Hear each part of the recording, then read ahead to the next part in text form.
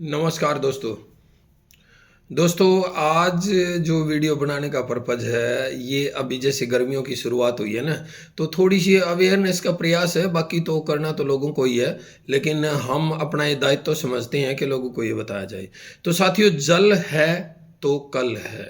गर्मियों में जल की समस्या बहुत ज़्यादा होती है और स्पेशल ग्रामीण परिवेश में और ज़्यादा होती है। तो ग्रामीण परिवेश के अंदर तो जैसे पंच सरपंचों को भी एक बार अवेयर होने की ज़रूरत है। जिन गलियों में जो खाली पानी चलता है, जब कभी आता है 2 दिन 3 दिन में भरने के बाद, तो उसको बंद करने का प्रयास किया जाए। साथियों, इसके साथ साथ एक महत्वपूर्ण विषय रहेगा कि जैसे सेक्टर के अंदर मैं कई बार साइकिलिंग करता हूँ, सेक्टर में जाता हूँ, दोनों सेक्टर में घूमता हूँ, तो वहाँ मैंने देखा है साथियों कि लगभग हर रोज़ जो गाड़ियाँ हैं, देखो भाई सेक्टर में है तो पैसे वाली पार्टियाँ हैं, उनके पास गाड़ियाँ भी बड़ी बड़ी हैं, तो धोइए गाड़ियों को, क्योंकि काफ़ी पैसे लग रहे हैं। लेकिन कृपया उनको रोज़ ना धो के कम से कम हफ्ते में एक दिन कर लीजिए, ताकि जिन लोगों को पानी नहीं मिल रहा उन लोगों तक वो पानी पहुंच सके। क्योंकि अगर आप खर्च नहीं करेंगे तो वो पानी कहीं ना कहीं तो रुकेगा, अगर रुकेगा तो वो कहीं और सप्लाई हो जाएगा। और दूसरा जो सबसे गंभीर समस्या है साथियों, वो है कि जैसे सेक्टर में लगभग सबके घरों में मेड लगी हुई है, मैक्सिमम के घरों में, तो वहाँ मोटर चला के फर्श को धोया जाता है, उसके बाद जो रैंप है उनको धोया जाता है। इसके दो नुकसान हो रहे हैं, एक तो हमारा पानी वेस्ट हो रहा है, दूसरा अगर बाई चांस फर्श में कहीं भी कोई मामूली सा भी कोई लीकेज है, फर्श के अंदर कोई क्रैक्स है, तो पानी उसके अंदर चला जाएगा, आपका फर्श भी खराब हो जाएगा। तीसरा एक मेजर जो इसका रोल है कि वो पानी जैसे आपके घर से बाहर निकलेगा, आपके सामने सड़क पे खड़ा होगा, सड़क पर 4 बार गाड़ियां इधर उधर हुई, वो गड्ढा बन जाएगा, रोड टूट जाएगा।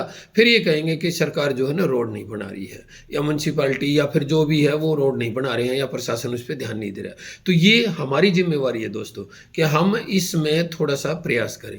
तीसरा एक महत्वपूर्ण विषय है कि जैसे सरकार ने घर घर शौचालय तो बनवा दिए, अब एक बार कोई बाथरूम जाता है, पेशाब करके आता है, तो उसके बाद फ्लैश चला देता है, 9 लीटर पानी उसमें चला जाता है। अब बच्चों को पता नहीं है, और बच्चों को फ्लैश चलाने में मज़ा भी आता है।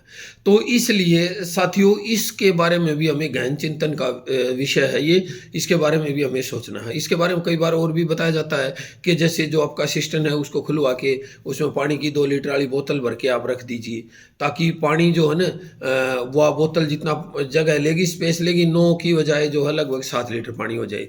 उसमें कोई साइड में कोई भी किसी तरह का ऐसा कोई इंस्ट्रूमेंट और लगवा दीजिए, या फिर सरकार को इस चीज़ की गुजारिश कीजिए कि सिस्टम जो है ना वो उनका साइज़ कम कर दे। क्योंकि एक बार टॉयलेट जाने पर, एक बार वॉशरूम जाने पर, तो वहाँ जो है ना बहुत ज़्यादा पानी वेस्ट हो रहा है। और ये पानी केवल और केवल शहरों में नहीं, गाँव के अंदर बहुत ज़्यादा हो रहा है। और ये जब ये गंदा पानी इकट्ठा होके जाता है, गाँव वाला तो चलो ज़मीन में चला जाता है, शहर वाला फिर वो जो गंदा पानी है वो दूसरी समस्या खड़ी करता है। तो इसलिए पहले से ही अगर इन समस्याओं पर ध्यान दिया जाए तो अच्छा है।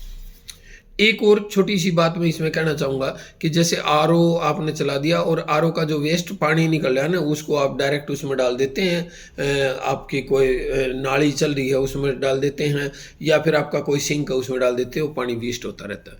तो क्यों नहीं उसको आप एक बाल्टी में लगा दीजिए। बाल्टी में नहीं लगा सकते हैं आप, वैसे आप ज़्यादा इस तरह की एक्टिविटी नहीं करना चाहते हैं, तो उसमें आपकी जो पाइप है उसको थोड़ा सा बड़ा करके, और आपका कोई गमला है उसमें छोड़ दीजिए, कोई कैरी बना रखी है उसमें छोड़ दीजिए, या फिर उसको रख दीजिए, पोछे के लिए रख लीजिए, कपड़े धोने के लिए रख लीजिए, पानी वाली मशीन में डाल दीजिए। तो इस तरह की जो चीज़ें हैं ना वो हम जल को बचा सकते हैं। और जल है तो कल है, और अगर वो पानी पौधों को दिया जाए तो बहुत बढ़िया होता है, क्योंकि पौधों की वजह से ही हमें वो पानी मिलता है। तो साथियों, ये कुछ विषय थे, और छोटे छोटे और भी बहुत सी चीज़ें हैं इसमें कि भाई कहीं पानी किसी लोगों को पीने के लिए नहीं मिलता, और कोई लोग उसको जो है नालियों में बहा रहे हैं। तो इस देश को बचाने के लिए, इस देश को सुरक्षित रखने के लिए, आने वाली जनरेशन को एक पॉजिटिव, एक प्रेरणा बनिए उनके लिए। जल बचाइए, और उसके बाद आप अपने कल को बचाइए, और अपने बच्चों को, आने वाले भारत के भविष्य को एक अच्छा सा सुनहरी सा अवसर दीजिए। जय हिंद, जय भारत।